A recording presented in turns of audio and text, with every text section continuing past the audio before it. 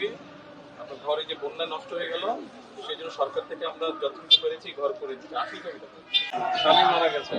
ও আচ্ছা। কবে মারা গেছে স্বামী? 2018 সালে স্বামী মারা গেছে।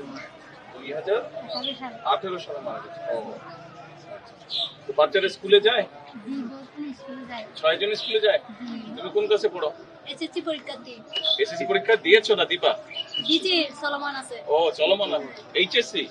আচ্ছা আচ্ছা। তুমি এসএসসি পরীক্ষা দিছি। দিয়েছো? এই 10 তারিখে রেজাল্ট দিবে? আচ্ছা। তুমি ক্লাস 9 এ। তুমি কোন ক্লাসে পড়ো? হেফজখানায়।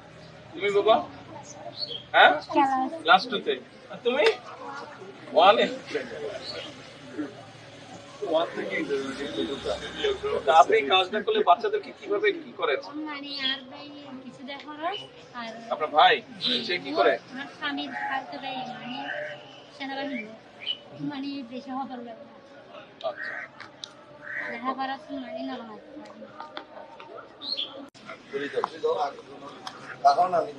এখানে সবাই মিলে থাকতে পারবেন?